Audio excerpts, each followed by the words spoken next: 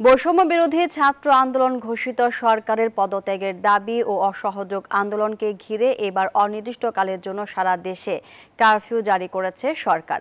চট্টগ্রাম থেকে কিছুক্ষণ আগে কারফিউর পরিস্থিতি জানিয়েছেন সহকর্মী নয়ন বড়ুয়া জয়।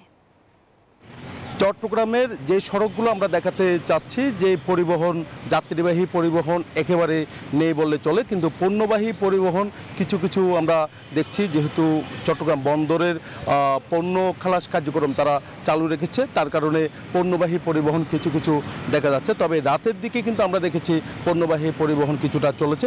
তবে এখন সেনাবাহিনী, পুলিশ, এমনকি নৌবাহিনী সহ বিভিন্ন বাহিনী, র্যাব সহ আমরা দেখছি বিজিবি তাদের অবস্থান সড়কের কোনো জায়গায় তাদের অবস্থান আছে, কোনো জায়গায় তাদের টহল অব্যাহত রেখেছেন। আইন শৃঙ্খলা বাহিনীর যে তৎপরতা আমরা দেখছি পুরোপুরি তাদের তৎপরতা আছে।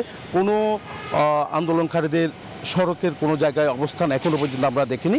একই সাথে সরকার দলীয় যে সংগঠকগুলো আছে তাদেরও কোনো জায়গায় তাদের অবস্থান কিন্তু এখন নেই, পুরোপুরি শান্ত আমরা দেখছি। তবে পুলিশ প্রশাসন সতর্ক অবস্থান থাকলে এইভাবে থাকবে বলে মনে করছেন সাধারণ মানুষ। তারা আতঙ্কের মধ্যে আছে, তারা ঘর থেকে বের হচ্ছে না, যেহেতু সাধারণ ছুটি ঘোষণা করা হয়েছে।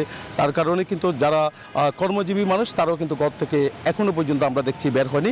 যাদের কোনো প্রয়োজন আছে তারা ঘর থেকে বের হচ্ছে। নয়ন বড়ুয়া জয়, নিউজ 24, চট্টগ্রাম।